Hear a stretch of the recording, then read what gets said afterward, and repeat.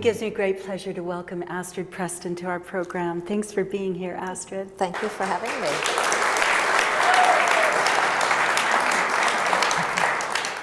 We always start at the beginning with our artists because the roots of creativity are so deep. They run so deep. Your family history is fascinating. Tell us a little bit about your cultural background.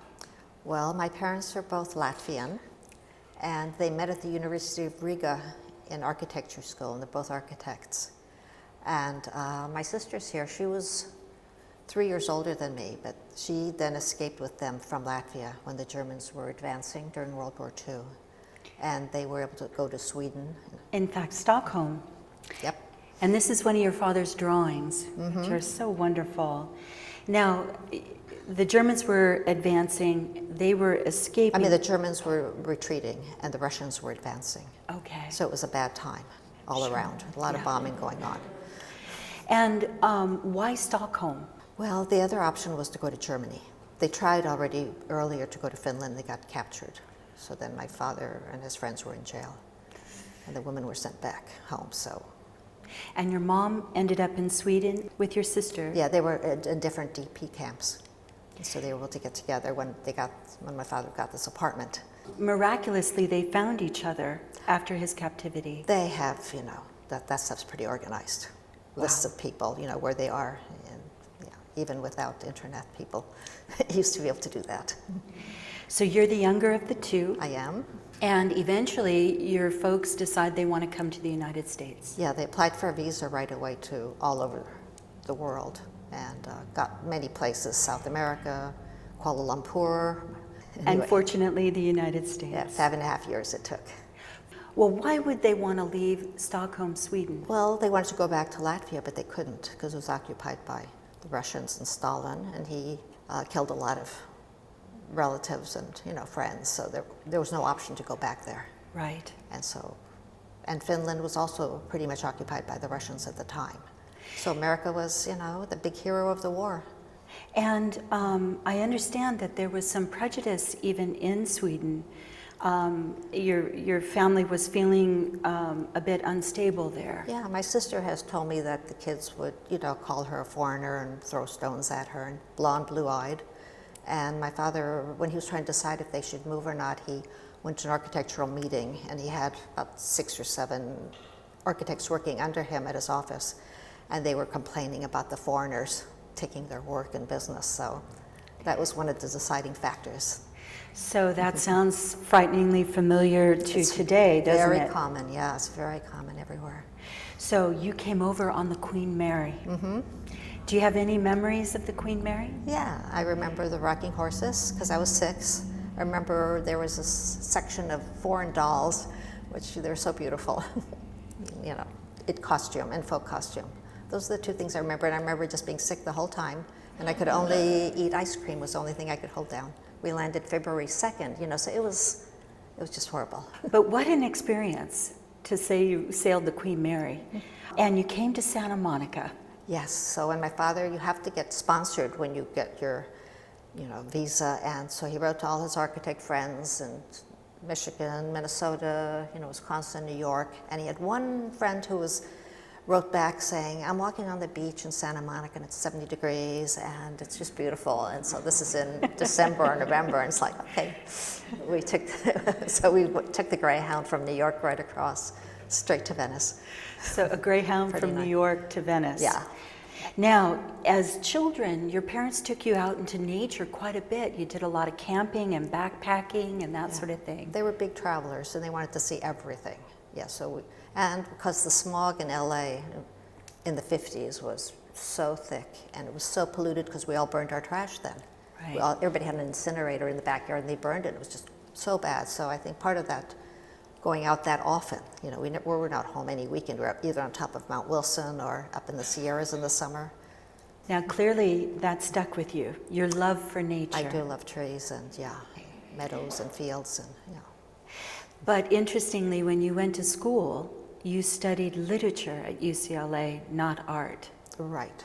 And in fact, you got your degree in literature. I did. Well, I started, my first year was math, because I loved math and I loved art. And you know, when you have immigrant parents, it turns out, I had dinner last night next to some Indians, and it's the same thing, you know. No parent from there would, you know, want their kid to be an art major. So they were hoping I'd be an architect or an engineer or something like that. And they didn't mind the English literature, you know, but there was just a lot of pressure to, you know, all their artist friends who were artists, they were not doing well, you know. And sadly, it's more common with immigrants, but you know, that's a common story with artists, where parents want you to find a more stable profession. Yeah, no, my father drew all the time, so he felt you could be an artist, but you didn't have to go to school to be an artist. Well, but it's remarkable what you've accomplished without any formal training. So we're going to go through some very, very early work and help us understand just kind of the foundation of your masterpieces. Well, I did figure drawing for 10 years, and then I found this paper. It's called clay-coated paper. It's used for silver point, and you know, it just fascinated me, and so I started doing these surfaces and dealing with light and shadow, basically. You know, hints of the human figure in some, hints of space, hints of rocks in others. They were surfaces, basically. I called them vulnerable surfaces. And you did work for your parents. You were helping with some rendering of the architectural sketches and so forth? Yeah, when I graduated, I worked in the library for 2 years, and then my father set up his own office with my mother, and they asked me to come. And so then, for 5 years, I was doing everything one would need for assisting. So the linear quality of these drawings really kind of, we'll see these fast forward in your recent work. While you were working with your parents in their architectural firm, you were doing line drawings. So help us understand. Well, I was doing the surfaces when I worked with them. When I stopped working for them, then I suddenly felt this curiosity to use these tools of architecture to create space and light in a drawing. And so these were inspired by the work you did with your folks? They were, yeah, it's just like a tool to use somehow. But I didn't want to do it when I was working with them. Having your career begin in Los Angeles and pretty much stayed in Los Angeles other than traveling all over the world, you were part of this sweeping movement in Los Angeles that was unique to LA, including the light and space movement. And so taking your drawings and then putting them into an installation in the three-dimensional form, quite interesting. It's an interesting, process, because I couldn't achieve what I did with the drawings in space, you know, maybe if I had threads, but, you know, I had not studied art and I didn't have somehow an inner access to different tools, and so this is one way of doing this, and that was at the Los Angeles Institute of Contemporary Art. They just said, here's a room, do what you want, which was fun. Fantastic. But you stuck to two-dimensional. Yeah, I'm much more comfortable with it. And so we have a couple more of the line series. Now, these are deceptive in reproductions. Yes. Help us understand what we're seeing here. So these drawings, well, they're done with pencil, and you know, everything is decided by how much pressure I put on it. Like the other ones also, the dark areas were more pressure or less pressure. But these are more like architectural references. So this is the size of like a large front door, 8 foot high and 3.5 feet wide. And these are also like smaller doors. So that you walked into the room and I had the whole installation of these sort of doors when you came in. This is at New Space Gallery in the, this is probably into the mid to later 70s. Yeah. And they have kind of a retinal effect. You know, the value changes, they kind of undulate. Yeah. They're very absorbing when you're looking at them. So. And the fact that they're big. They're environmental that way. So you did a number of studies of light. So help us understand these pieces. And this is a self-portrait. Yes. Well, this was exploring just myself in relationship to the paper, because I was into a very literal mood when I was drawing my shadow, basically. So a lot of people do that. So it's just 4 shadows from 4 different parts of the paper. And the arc is my reach on the paper. And I just put the black line for the spine. And this is a human sundial. So I had my friend Diane Buckler on Midsummer's Day. She came, and I guess I put 4 pieces of masonite in the backyard with paper on them, and so she moved from one to the other every hour. We recorded the hour change. And so this literal shifting of light, you know, observing light and studying light, and as it moved and the shadows moving. Yeah. You know, many artists famously did that. Monet, quite Right. famously in his series paintings. But in this experience, these pieces continue to evolve. And we see just a kind of a snapshot of this period. But it's interesting when you look in comparison to what you're doing now, and you see these early works, the line from the early work to the more mature work is a clear bridge. Yes, line was always I thought, the most important element of any work. I've always loved line and line in painting too. I think that's why I like trees so much. Yes. Trees are mostly about line for me. So these are cutouts, and then another installation. Yeah, I did sort of a tracing of each of the figures and then cut it in sheet metal and laid it out for an installation. It was a Security Pacific bag before it was National, yeah. So it was on their floor, and that was fun. And also, again, here I think I etched a little bit into the metal to see the spine. Now, back in those days, the banks were much more willing to support the artists. Many of them had corporate collections and then installations in their foyers and out in their courtyards and so forth. And yeah, it was part of their program. It was really wonderful. yeah, we'd like to see those days come back. Now, I asked you about sketchbooks, and you said you do have some sketchbooks, but you create these little thumbnails on a big sheet of paper. Yeah, about this big, yeah. 18 by 23. Help us understand your process here.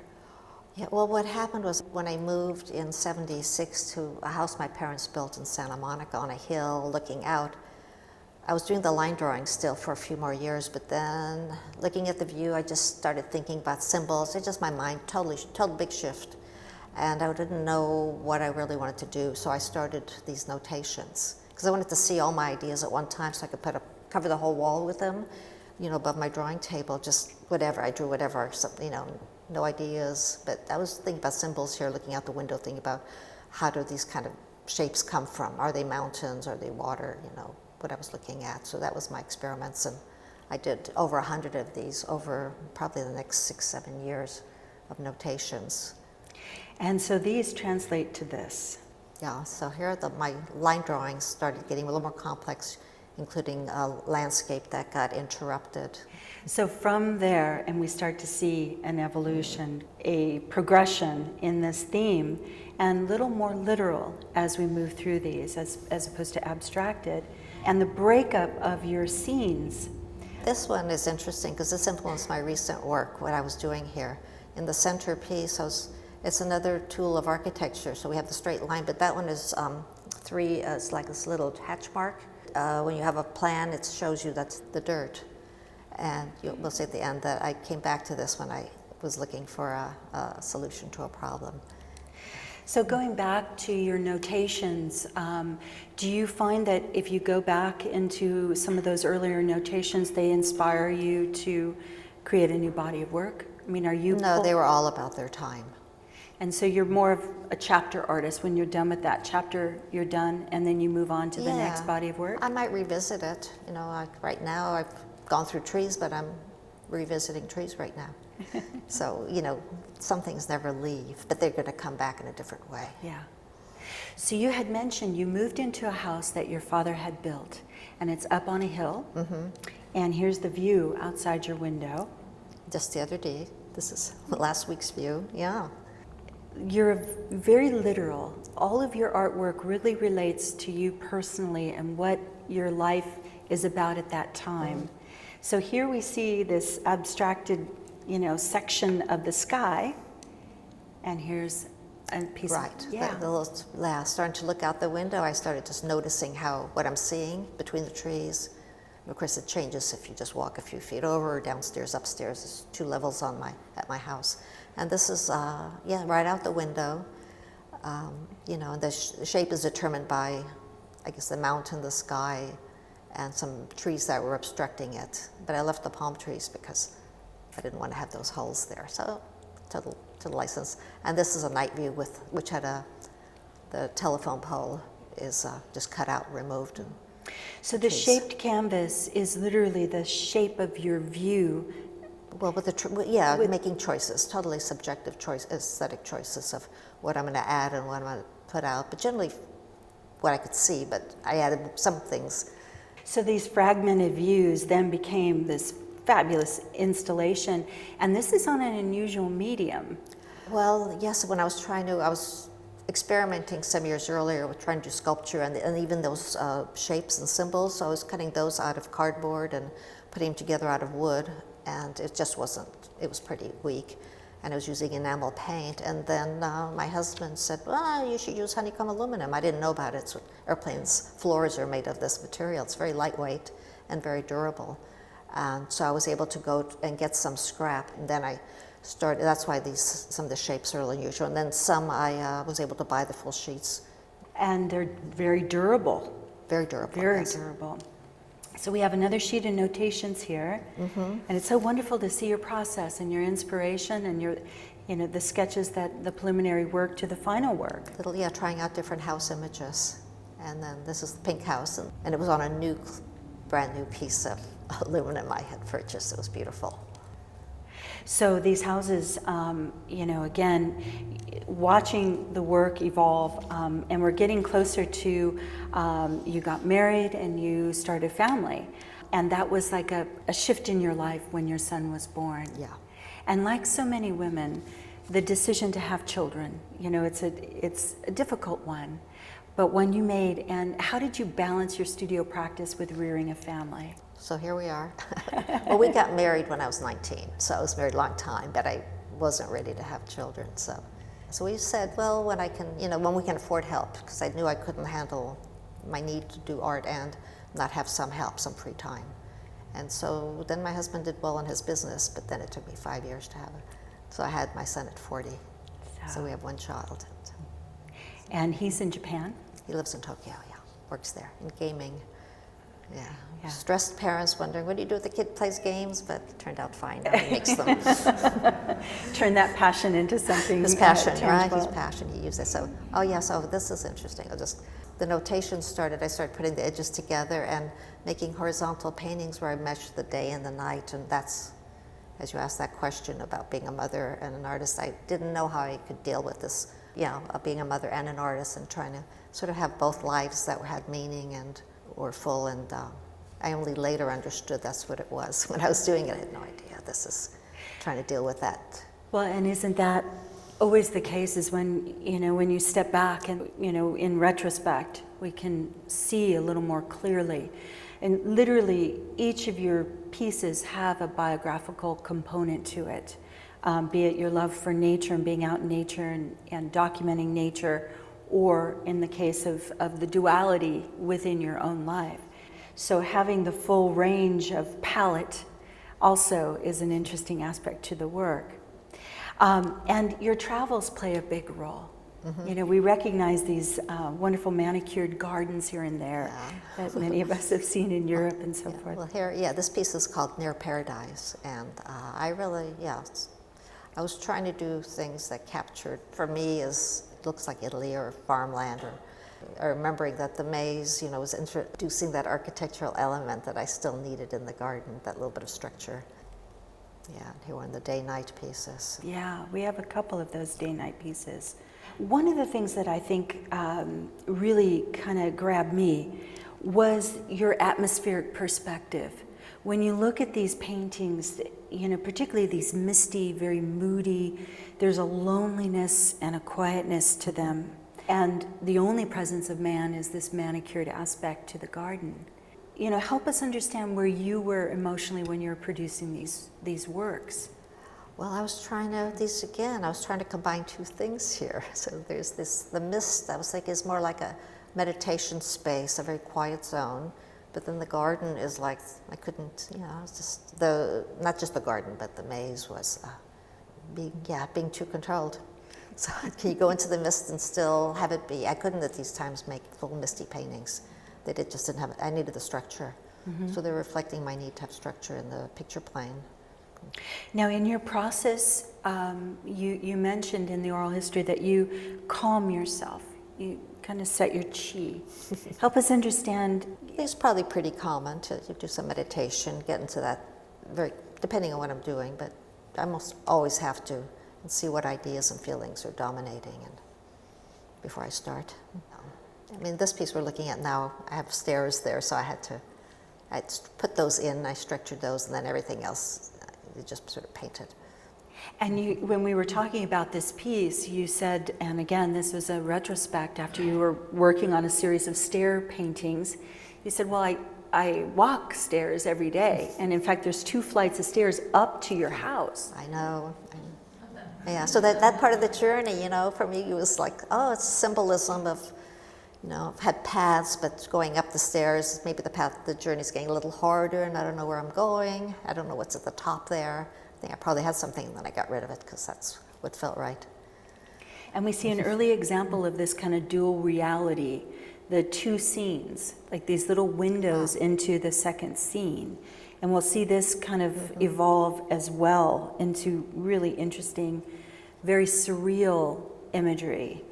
How do you describe yourself as an artist? How would you classify yourself? So I used to be a landscape painter, you know, what you've been showing. Yeah. I mean, basically, I'm just an artist, but then, well, as we get more current, like, I wasn't painting landscapes anymore, or scenes that appeared to be landscapes. So then I just say I'm a nature artist. I deal with nature, and that covers everything. That covers, I could do portraits, we're nature, but, you know. Even though there's kind of a surreal quality to some of the work, would you say it would be fair to classify you as a surrealist? Only, I think my work is surrealistic when it might have some mystery, but maybe when there's a narrative. And I sort of try to avoid narrative, but I do have some that have some narrative. Yeah, the journey, like this mountain path. You know, there was going for metaphor here, and metaphor is still different than a story. Yes. It's sort of just more of a gestalt kind of experience. So help us understand this piece. This is large, very large, 8-foot painting? Yeah, it's 8 foot high by 6 wide, so it's really fun to work big because it's environmental, and it lets me do much more in the space. I can really experiment more, but this is a pretty simple piece, but it was just painted from the top down. I put the path in, and then I just started, and with the density, and it kept on opening up and being, you know, with lots of thin washes for the green. You sort of can't see it here, but. So just to help everyone understand, so the only compositional element that you put in, aside from your little notations and kind of working out some small things, you put in the path, and then you literally start painting from the top down in a very intuitive, free-form way. Yeah. As opposed to an artist that needs structure and plotting every compositional element out. Yeah, I don't do that unless the painting needs it. There's Pamela Burton here as a landscape architect, and you know, she's always jealous of this painting because I can sit there and plant every tree and make it bigger, make it smaller, take it out, put it back, and she can't do that. So it's very funny. So I love that. So it's a planting. It's making my own garden there as the painting process on this one. So, I mean, to get your head around that free form approach to painting is pretty intriguing and mystifying to a lot of people who practice as a painter. You know, unless you're an abstract artist, but you know, when you're dealing with the landscape or identifiable foliage, you know, it's an interesting approach. Well, like on this one, so I did paint in the sky, you know, and then like just probably put in the shape, you know, of the dark areas and the road, and then painted them and then the detail work. For the trees, I do collect photographs and take pictures, so I like to look at a real tree. So we have this odd self-portrait, which is an anomaly for you. Yeah, so that was a boring forest I painted, and then I did a red glaze over it, and then I wiped that off, and then I made that tree, and then I thought, what is this, about this big? Yeah, and then I was doing some portraits on trees that I painted out, and I just thought, well, what happens if I put myself in this forest? And it was more about the contrast, you know, the sort of stark face and color against the red. You know, I would have probably today put a bird in there, a few birds, to also get this like play. So that's the only, and at the time actually I was doing some portraits of friends and stuff with birds, and yeah, and so those have a narrative. And so the next series of work we're going to see does have a narrative. But you mentioned something that I'd like you to elaborate on, and that is you have modified painting after painting after painting. You will repaint, repaint, repaint. Yes, probably because I'm not laying it all out ahead of time. Right. And so there's all these masterpieces underneath the masterpiece. You're one of these artists that we will be x-rayed over and over again because there's so many layers of paintings beneath. But I've been leaving parts of the layers in this one. Yes. You can see that, yeah, except I painted out the river and then I put it back. I put the grid over and then I painted out that, and I had old forest there and I left a few of the trees showing, and then the last thing I did was put the trees in. So we're going to see an evolution of this painting, and the apples became symbolic of motherhood, right? And life itself. They started out, I was just thinking back to Adam and Eve by Dürer, that's at the Prado. I saw that in person in 1990. And so then when I came back, I sort of wanted to deal with the tree and that, and some of these things are reflecting that. And compositional elements that you painted out, like the jug. Yeah, it's sort of this. This was in a period where I was trying to do something a little surreal and a little narrative, and dealing with feminine elements, and I didn't like it. You didn't like it, so we took it out. Yeah. The symbol of the vessel. This is that same painting. Got changed a little bit. Then it became an apple orchard with apple trees. Much simpler. So we're going to go through another body of work. You know, the work itself, again, reflecting who you are as a human being. You know, we have the tree of knowledge, the knowledge books, and your love for literature. You know, this particular piece is very striking, but very different from the rest of the work. So when you start off, I mean, help us understand what inspires you most. Well, I do. Things evolve, so I get ideas from other paintings. I always find the more I paint, the more ideas I have. I love Chinese painting, and so I use that in the mountain path painting, having a sort of a very shallow space and no perspective. And I was trying to just have freedom with nature and landscape, and so having certain things like birds let me not have to have them coming up from the ground. So anything I could do to float things or have the mist also is a way to not have like this, everything from the ground up and then there's a blue sky. And so that overall thing, I was just working for a long time, just trying to find ways to express it. So the apples were the first way, having falling apples, having birds, falling books. And revisiting older themes. Mm-hmm. And then again, using the floating now as a whole image, being comfortable, you know, to put that into revisiting other images as memories. So these postcard paintings, as you call them, the smaller paintings within the painting, what is the narrative there? Well, I must say, I started doing the postcard paintings, very small paintings for friends who were traveling. I had a friend who went to Vienna for a few years, and so I gave her one to have with her, traveling, to have a little art in her room. And so that's when I started small. But then as I, you know, and so now I think they have a meaning I hadn't thought about. Journeys and not just memories of places and things that we think about many things at one time. So when we're looking at a painting like this, the smaller paintings within the paintings, do they directly relate to the landscape that we see, the dominant landscape? Not in this one. Okay. Yeah, so... so again... I don't know. I don't know. And do we need to understand it? No, I don't think so. There you go. Yeah.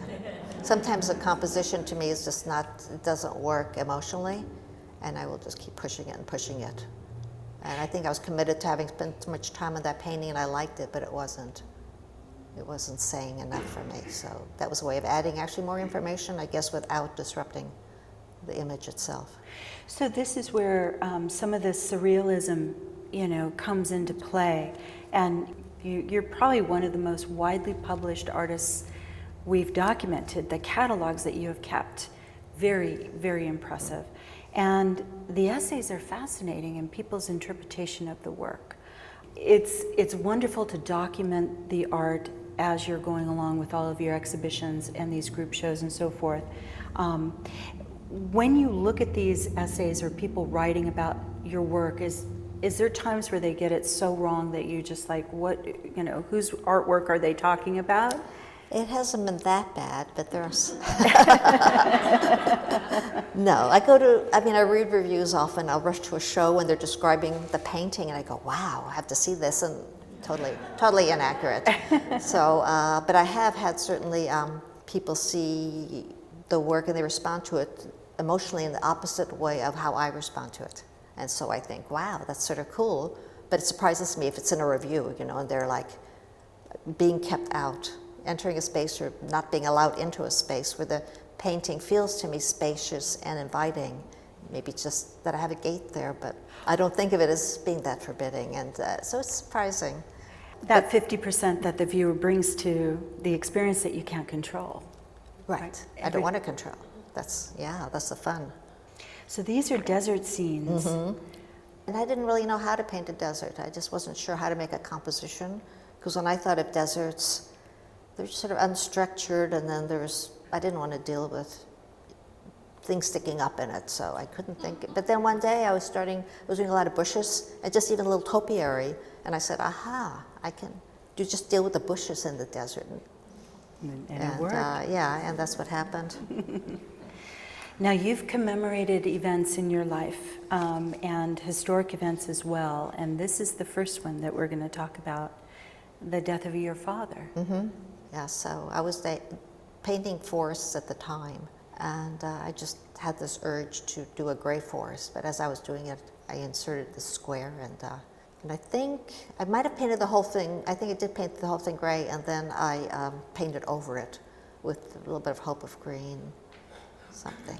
A little bit of color. But, yeah, at least our memory lives on of our parents. Yeah. This one's called Heart of the Forest, so I repainted the inside with red, just as a contrast. I want to talk about perspective, because the fact that you're up on a hill and you're looking down into the landscape, there is an interesting aspect to your perspective. Mm-hmm, that's true.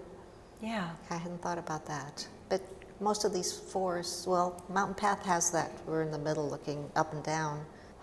Yeah. So this one is totally even, uniform sizes. So, yeah, that's interesting. And this is an important piece to talk about. Very important piece, yeah. This is called New Growth. I started it in 2001 in response to having been in Switzerland and gone through the foundation Byler, and the last painting in the show of the history of modern and contemporary art is a green Ellsworth Kelly Square. And so that's it, that's the end of painting, there's nothing more to be done. And I just I had this vision of a very maximal painting, very dense, but green. And so when I came home, I started this, and I was painting, and I figured it's going to take me like a year to do this, because it's 8 foot by 6 foot, and the trees are about this big. And so again, I just started at the top and would paint sort of the dark part, then painting in the tree, and just sort of keep going. And then when I was partway down, there was 9/11 happened. And I was just, we were all just listening to the radio. So I was painting at least 12 hours a day, sometimes longer, day and night, and I started as I was doing the trees, that I was planting a tree for each person. And it was just, it just gave me a release from from what was happening and listening to it. And I finished it in the same year. It was I did it half the time. And it was sort of interesting. So I called it New Growth, because if you think of, when forests are chopped down, then in a forest, all the trees, I didn't think about that at the time till I did it. All the trees are uniform in size and color and type of tree. A client from New York came to my studio when I just finished it, and he looked at it and he said, well, that reminds me of Times Square. And so it was all these associations that were somehow in the painting, and it's really interesting when that happens. And then I counted took an area like that and counted how many trees were in it and multiplied it, and there were only about 3,000, and they were saying 5,000 people died. And I said, well, I'm a little short on my trees, and I thought maybe I can do a few more. But, it's just, so it just gives me the chills. But at the time, they thought 5,000 people, but the final count was closer to what I have here, 3,000. Yeah, it's just, it was really interesting how it felt like people too. In person, it's very different when you see a very big painting. And it has sort of some flows and grids, because where I start and stop, it's very different than a photograph of a new forest. And again, completely free form. Well, I just start at the top and work, Just Start at the top and work your way Well, down. with that kind of detail, Yeah. I don't know what else you could do. Right.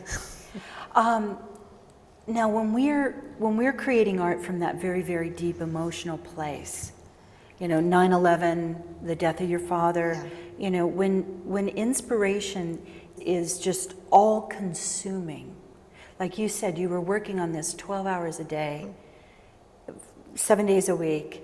You thought it would take you a year, but you finished it in 6 months. I mean, when that kind of inspiration happens, isn't that like, that's the holy grail of creativity? Yeah, it comes before, it comes like this curiosity. I mean, for me, it's like wonderful when it resonates with more people than myself. But when I came home, I first did a study this big to see if I could do it, how to do it, how to paint this forest, figure out a technique.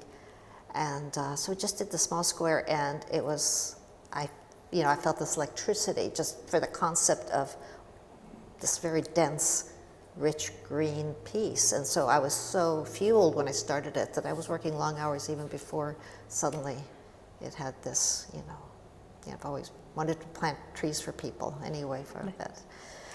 That whole symbolism before that happened. So in contrast, we have the red one. Yeah. And of course, this is in response to the war that ensued, and we're still in. Yeah. Yeah, it was nice that the woman bought this and gave it to the NRDC, one of the supporters, where they opened an office in Santa Monica, so they have it behind their front desk. This is not that big, it's only about this big, yeah. So this painting, when I was listening to the war coverage, invasion of Iraq, I started painting these big red flames, and this was, like a big fire happening, and I couldn't live with that, so I painted that out and decided on a different way of dealing. It's called Lost Songs, and so I was thinking of the black and white birds for death of people. It's beautiful. So we're going to have a glimpse into your process here. Again, this kind of free-flowing approach to composition and also the act of painting. Mm-hmm. And you don't like being up on scaffolding or on ladders? I was okay when I was young. My wall is 9 feet high. Usually it's 6 or 7. It's not 8 though, which creates a problem. Oh, yeah. So you're limited by the threshold of your door. My door and the walls, yeah. But these are still pretty big paintings, let's face it. This is a continuous piece, yeah. This one, it's 5 feet high, I think, by 8 feet wide, and that's another compulsion I had where I just wanted to do this. My big empty nest painting. Oh, you're showing the empty nest. Yes, you found the nest in here. My son went off to college, and then my work shifted quite a bit because I had so much time now. And it looks like it from these paintings. These look very time-consuming, and just to give everybody scale, these are massive paintings and very, very, very detailed. Yeah, and it feels, it definitely feels very photo-based. I took a lot of different pictures at different times of the year. And I think when Don Suggs saw that one, he said, you should use projection. Yes. A projector, and so that allowed me to do this painting because the density of this image, but still from many scenes, I just couldn't have laid it out without some, I could have, but not quite that complexity of leaves, so I used that to outline some of the pieces. And when you walk around your neighborhood, you see all these hedges. And hedges are a wonderful metaphor because they are not just beautiful, but they conceal and hide. Exactly. And they're not the pretty flowers that we want to look at. They're the opposite. So it's wonderful that your environment is such an inspiration for you, and that you allow that inspiration, that you're observant of not only your own neighborhood, but the symbolism within the neighborhood, and you execute it absolutely beautifully. Now this is multi-paneled, correct? Yes, this was a new solution to big paintings. Yeah, and so some of them I was doing, I think, 42 by 42 inches because I had a Volvo at the time that would fit in the trunk. It was also practical. But this way, when I do detail work, I like to sit down. I don't like to stand when I do detail, so it would let me move the panels up and down that I was working on. So we have a couple of installation shots as well. You are with Craig Krull? Craig Krull, yeah. Krull, down in Bergamot Station. Yes. And again, these wonderful duality pieces, these little windows, these little portals into another world. There's often a relationship, but sometimes it's a formal device too. So the circular composition, again, is that metaphorical to, water, drops of water, teardrops, or life-giving water? Is there any symbolism there? So I think it came from the apples. Apples. Yeah, so the circle form as being a very nice unit in space, versus a bird, or the rectangles are a little more, even though it's both geometry, Yeah. they're more fixed than floating, I think. I'm not sure, but that's where I think they must have come from. Well, there you go. Now, your trip to Japan to visit your son also shifted your work. Absolutely, yeah. So tell us how Japan struck you as being a very visually stimulating place. Yeah, seeing the gardens, and liking the Japanese and Chinese paintings, and it's totally affected how I thought about trees, let's say. And I did this whole series of tree portraits after visiting Japan and seeing how they revere their trees, and the trees hold spirits in their gardens. They plant trees and rocks so good spirits will come and live there. And just thinking about that, and thinking about Latvian, sort of the early Latvian poetry is all about nature, or all Latvian poetry seems to be about nature, and that primitive, our nature worship. Your reverence for nature comes through in all the work. This particular piece is on wood panels and allowing the beauty of the wood to show through. Yeah. We appreciate the surface of the wood. Yeah. So it's important to really study the surface of the paintings to fully appreciate them. And this one clearly has That's on linen, so I love that linen looks like, old silk.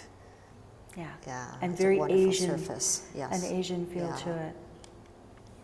Now, your son in Japan is working on video games.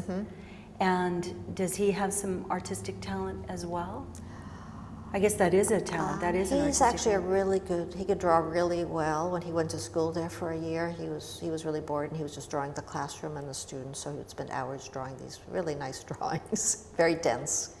But with the game, he hires an artist. And it's a whole nother world of Very different. Art expression Art, in gaming. Yeah, and anime in those forms, yeah. So you went to Giverny, again, another very inspiring place. Yes, yes. I painted these after I was looking for some good Japanese gardens, and I found, I think, 6 or 7 photographs from my trip to Giverny. And people didn't see these paintings as being based on Giverny, which made me happy. Because, often, when we see paintings that are inspired by Giverny, there's kind of this, impressionistic quality, and we recognize it right away, whereas these are a little more personalized. Now, we see the reintroduction of these hatch lines. Tell us a bit. Now, this is more recent body of work. Yes, I was really feeling the need to find a way to put more texture. Just the flattened space after all these years. I wanted something that was more animated, that was like a deeper space, that wasn't all illusion. And so when I started pixelating a little bit, but then the textured pixels, I thought, well, I just thought of my little hatch marks, the earth symbols, and that I could use them, and it just totally changed how I was perceiving the space, or how people perceived it. And here it's sort of just in the center of that receding point, and in person it's a nice experience to have that. And then it always changes with the light, since it's catching shadows also, versus the more traditional landscape. And that dual reality once again, but this is a modern reality in comparison to the older work that was more traditional. This has a very modern feel to it. And the pixelization of, the breakup of space. When we record something now, it's in a square form. Right. My husband works with cinema equipment, and pixels are a very important part of his dialogue with That's right. the camera companies. And in fact, your husband invented a special type of lens. Help us understand. No, not a lens. He just he does lens control systems for motion picture cameras. So he's the first person to come up with very high-tech control systems, including focusing system, that people won't be able to copy for 20 years. So we're going to have a little glimpse into your studio, and again, a sketchbook or a notation.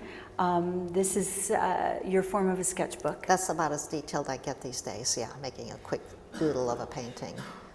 And a little glimpse into the studio. So the paintings in the background are inspired by these sketches in your sketchbook. What do you want to be remembered for? Who knows? Who knows? Being a kind person? Is that? Yeah, well, we need kind people in the world. More of them. That works. Is that good enough? Yeah. Well, gosh, Astrid, so wonderful. And tell us a little bit about like some of the artists that you that inspire you.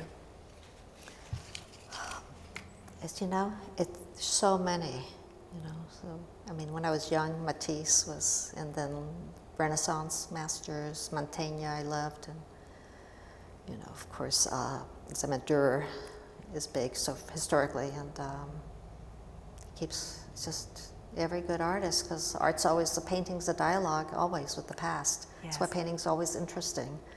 Somebody does something, and it's this continuum. And the good work from the past is always alive. Good art's always alive. And so it's exciting when you see it and find it, and not everything keeps up. Things go in cycles, like for a time people don't like it, and then it's, back in again, because it's talking to what people are doing at that moment. And that's always, it was fun when I saw a Soutine that excited me, but then I saw group works and I didn't like everything he did, and that happens, it just comes and goes. Well, you see elements of all these amazing historic artists in your work. You can tell that you're absorbing all of those historic artists. I mean, Dürer, Rembrandt, Monet. It's wonderful. Well, Love gosh, them all. what a pleasure to document you and get to know you. Thank you so much for being part of our program. Thank you, Made Donna. our archive richer. Thank you. Thank you. All right.